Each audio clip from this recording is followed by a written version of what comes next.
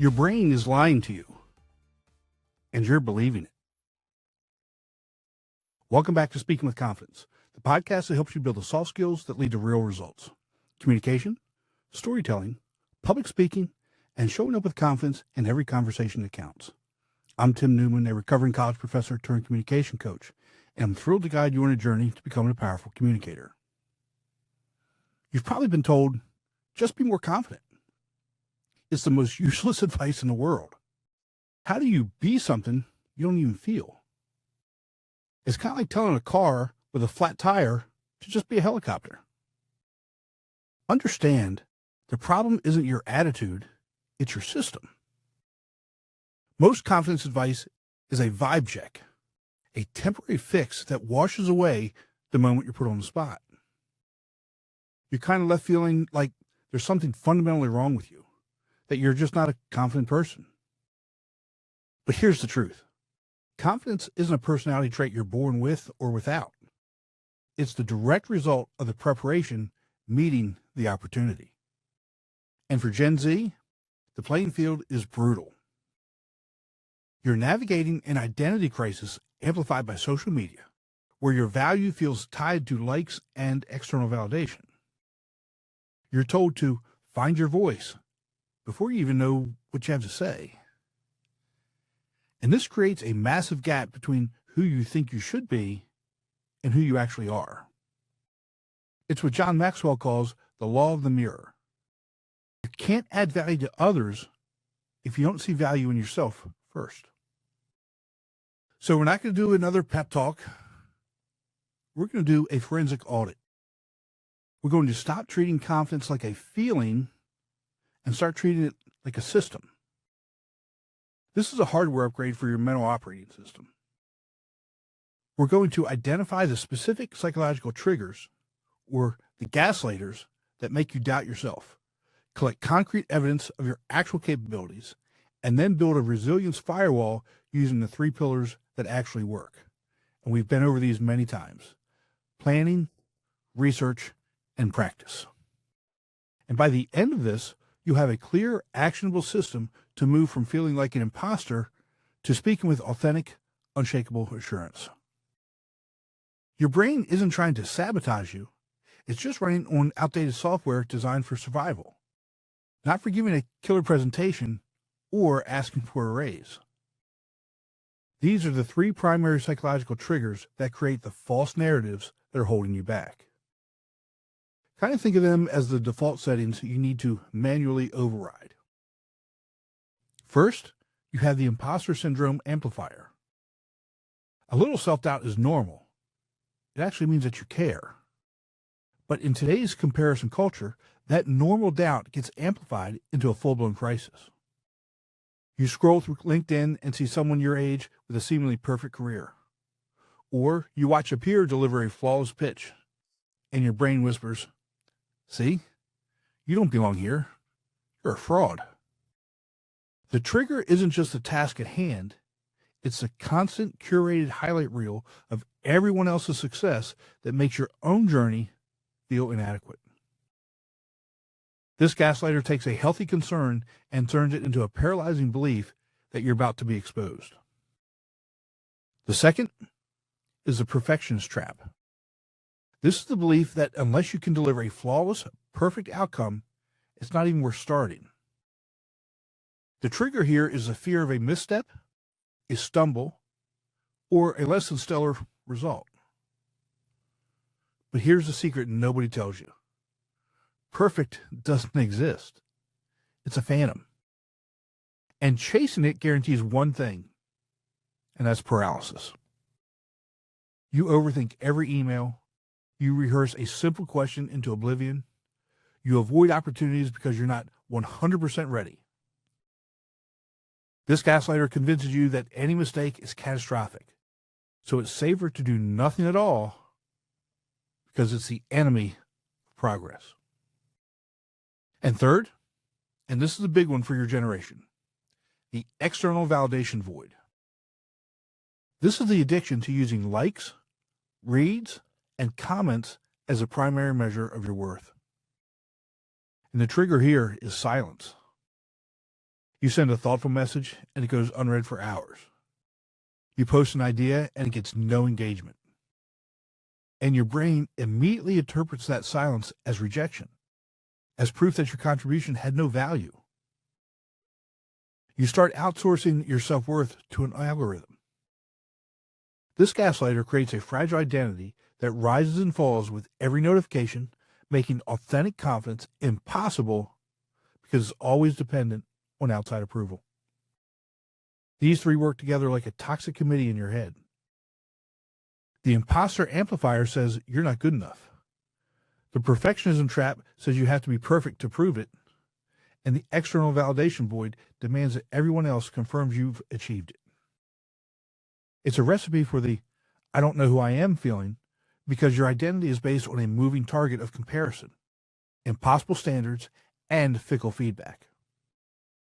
But identifying these voices is only step one. The real work begins when we stop listening to them and start gathering real evidence. You can't argue with a feeling. You can only replace it with data. That's the purpose of the audit. We're shifting from vague, overwhelming anxiety to concrete, manageable facts. And this is where we move from being a victim of your thoughts to being a researcher of your own experience. We're going to build an evidence log. First, we're going to start with a 48-hour trigger journal. For the next 2 days, I want you to carry a small notebook or use your notes app. Your only job is to be a detective. Every single time you feel that dip in confidence, that knot in your stomach, that urge to avoid a conversation, or that wave of anxiety before hitting send, you stop and you document it. But you have to be specific. Don't just write, felt nervous, because that's useless. Document the facts. What was the exact situation? Who was involved? What was the specific thought that popped into your head? For example, the trigger. Had to ask my manager a question. The thought. I'm bothering them. They'll think I'm incompetent. The physical feeling. I felt tightness in my chest. This isn't about dwelling on the negative. It's about identifying the patterns. After 48 hours, you'll stop seeing a random cloud of anxiety and start seeing a clear map of your specific triggers. Next, we counter that data with a value inventory exercise. This is where we fight the imposter syndrome amplifier with cold, hard receipts. Take 30 minutes and make a list of every single skill, accomplishment, and problem you solved, no matter how small. Finish a difficult project? On the list. Helped a coworker figure out a software bug? Put it on the list. Successfully navigated an awkward conversation? Put it on the list. We're not talking about Nobel Prizes here. We're collecting evidence of basic competence and value. The gap you'll often find is staggering. Your internal perception of being useless versus the external reality of a list of things you've actually done. This exercise forces your brain to acknowledge the evidence it conveniently forgets. And this is where we bring in Ryan Leake's concept of chasing failure. The audit isn't just about looking backwards. It's about proactively gathering new data. The fear of failure is what fuels the perfectionism trap. So we turn failure from a threat into a research tool. Plan a small, low-stakes failure session. This could be asking a question in a meeting you'd normally stay quiet in, or volunteering for a tiny task slightly outside of your comfort zone. The goal isn't success. The goal is to gather data on what actually happens when you fail. Did the world end? Were you fired? Or did you simply get an answer, learn something, and realize the outcome was nowhere near as catastrophic as your brain predicted?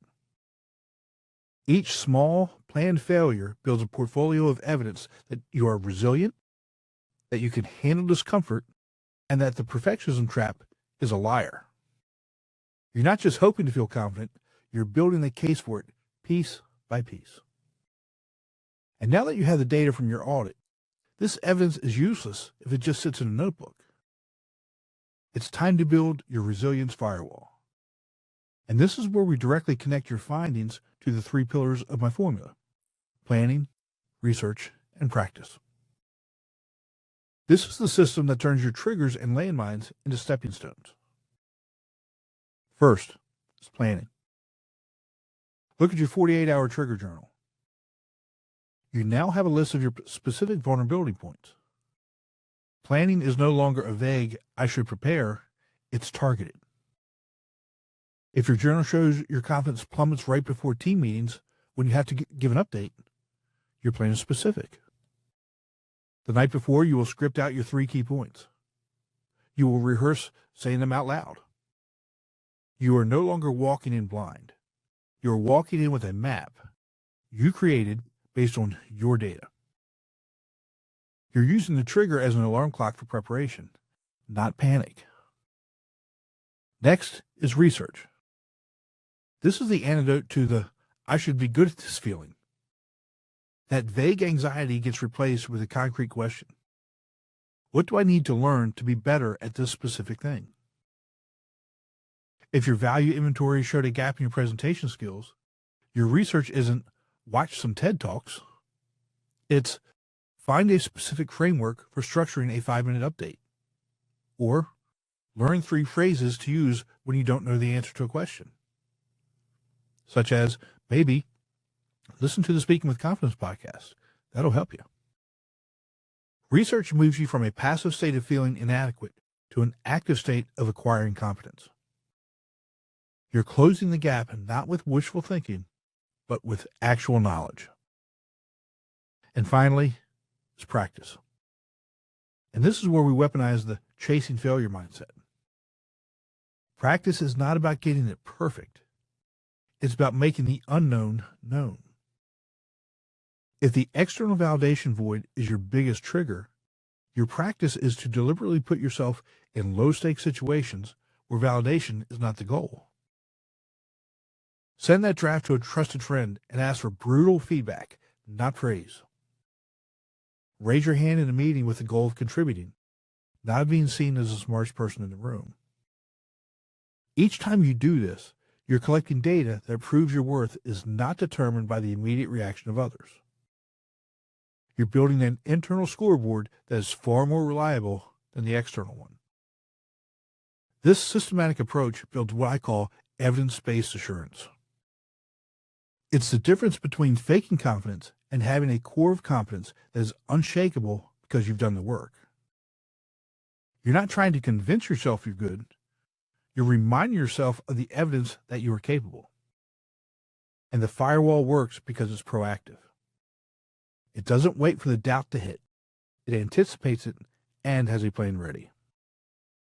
Understand that this isn't a one-time fix.